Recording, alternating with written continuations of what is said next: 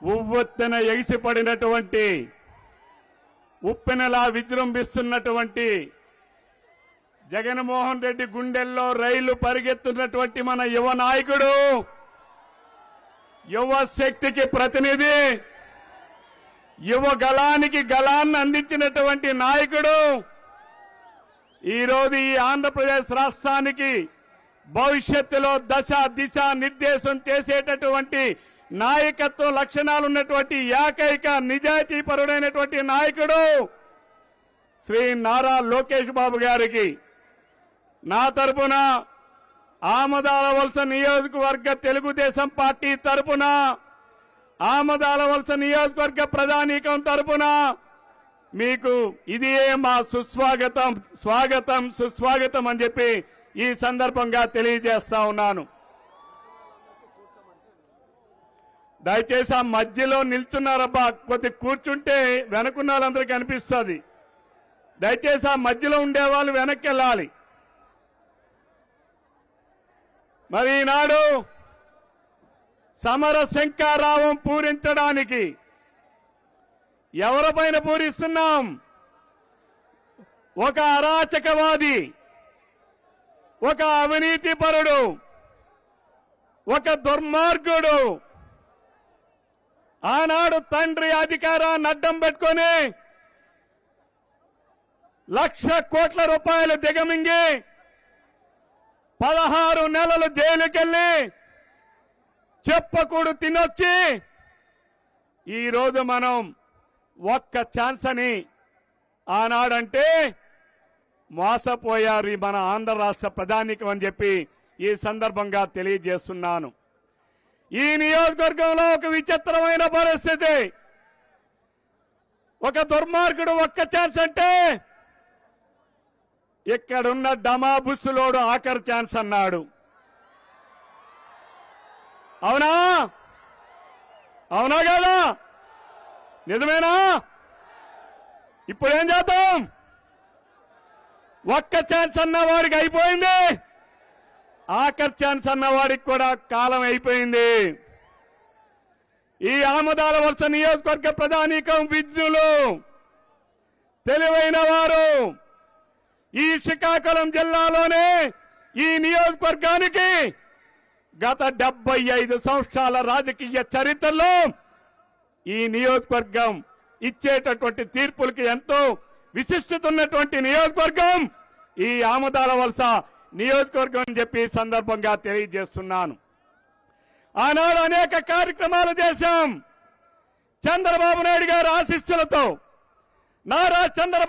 నారా లోకేష్ బాబు గారి అండదండలతో 2014, 2019 సంవత్సరంలో ఇదే ఆమదాలవలస నియోజకవర్గంలో 50 సంవత్సరాలలో ఒక ఎమ్మెల్యే చెయ్యలేని పనుల్ని 5 సంవత్సరాల్లో చేసి చూపించినటువంటి ప్రభుత్వం తెలుగుదేశం ప్రభుత్వం. అది చంద్రబాబు నాయుడు గారి నాయకత్వంలో లోకేష్ బాబు గారి అండదండలతోనే ఇది సాధ్యమైందని చెప్పి సందర్భంగా తెలియజేస్తున్నాను. గ్రామాల్లో మౌలిక వసతులు కల్పించాం. ప్రతి గ్రామానికి రోడ్డు వేయాలని, ఎన్నో గ్రామాలకి రోడ్డు లేని గ్రామాలకి రోడ్డేస్తే ఇంకా అరాకొర రోడ్డు ఉన్నటువంటి 100 జనాభా దాటిన గ్రామాలకు కూడా రోడ్లు వేయాలని ఆనాడు లోకేష్ బాబు గారు ఆయన పంచాయతీరాజ్ శాఖ మంత్రిగా ఉన్నప్పుడు మన నియోజకవర్గంలో 34 గ్రామాలకి 46 కోట్ల రూపాయలు మంజూరు చేస్తే ఎప్పటికీ కూడా వాటిని పూర్తి చేయలేనటువంటి అసమర్థుడు, అవినీతిపరుడు, చేతకాని దద్దమ్మ ఎవరైనా ఉన్నారనంటే ఈ రోజు మన ఇక్కడ శాసనసభ్యుడిగా ఉన్నటువంటి ఈ డమాబుస్సుల సీతారామన్ చెప్పి సందర్భంగా తెలియజేస్తున్నాను.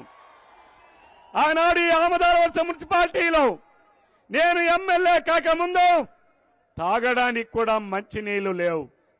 2 రోజులకు ఒకసారి, 3 రోజులకు ఒకసారి ఈ మున్సిపాలిటీలో 23 వార్డులుంటే 6 వార్డుల్లోనే 2-3 రోజులకు ఒకసారి నీళ్ళు ఇచ్చే పరిస్థితి ఉంటే ఆనాడు చంద్రబాబు నాయుడు గారు అండదండలతో నాకు ఇచ్చినటువంటి అవకాశంతో ఇదే మున్సిపాలిటీలో 22 వార్డులకి నీళ్లు ఇచ్చినటువంటి ఘనత తెలుగుదేశం పార్టీదని చెప్పి ఈ సందర్భంగా తెలియజేస్తున్నాను.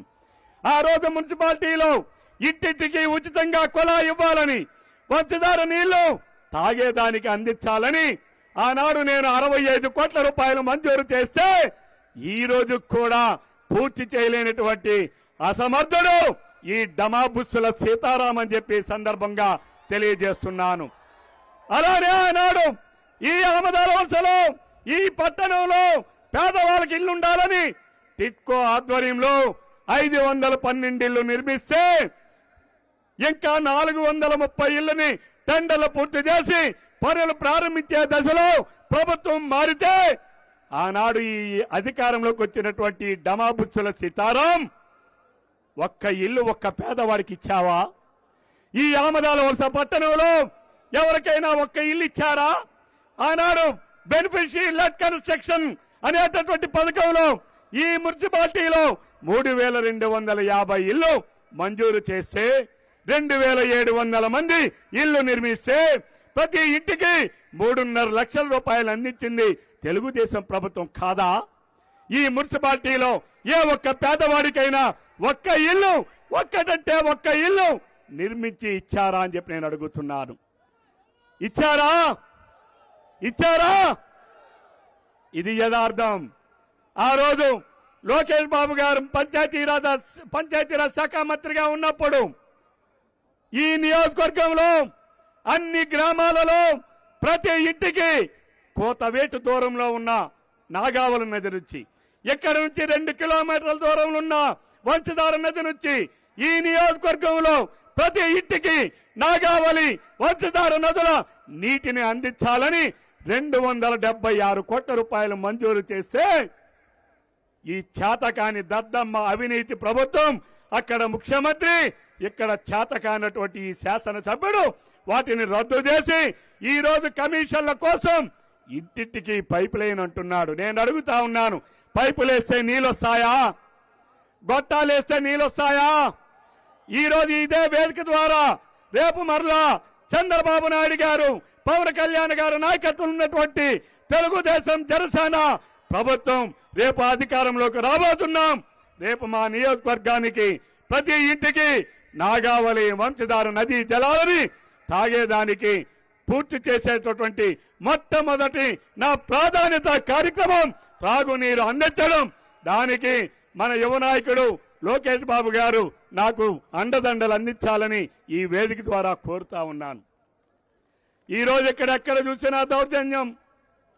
పాపం ఈ ఆమదాల వలసలో వ్యాపారం చేసుకునే వ్యాపారస్తులు ఎక్కువ, వైశ్య కమ్యూనిటీ ఎక్కువ.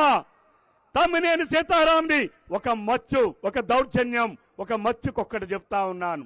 భోగ ఆంజనేయులు గారు మీ అందరికీ తెలుసు, 1983లో తెలుగుదేశం పార్టీ స్థాపించినప్పుడు ఇదే తమ్మినేని సీతారాంకి తెలుగుదేశం పార్టీ అభ్యర్థిగా ఎన్టీ రామారావు గారు ఇచ్చినప్పుడు ఈ ఆమదావలస పట్టణానికి వచ్చి ఉండాలంటే ఒక్కరు కూడా ఇల్లు ఇవ్వకపోతే అటువంటి భోగ ఆంజనేయులు అనే ఒక వైశ్య వ్యాపారి, కళింగ వైశ్య కుటుంబానికి చెందిన వ్యక్తి ఎంతో ధైర్యంతో, తెలుగుదేశం పార్టీ మీద అభిమానంతో, ఎన్టీ రామారావు గారి మీద ఉన్న ప్రేమతో ఆయన ఇంటిని ఇస్తే ఈ రోజు వాళ్ళ కుటుంబం, ఆయన చనిపోయాక ఆ కుటుంబంలో సమస్యలు వచ్చాయని ఈ రోజు బలవంతంగా అదే భోగాంజనేయులు గారి ఇంటిని 10 కోట్లు విలువ చేసే ఇంటిని ఈ రోజు బలవంతంగా రిజిస్ట్రేషన్ చేయించుకున్నటువంటి దౌర్భాగ్యుడు ఈ తమ్మినేని సీతారాం అని చెప్పి ఈ సందర్భంగా తెలియజేస్తున్నాను.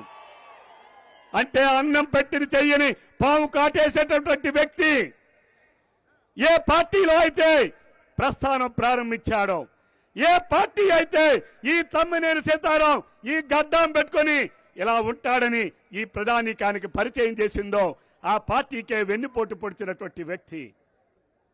ఎంతో మంది ఇక్కడ ఉన్నారు.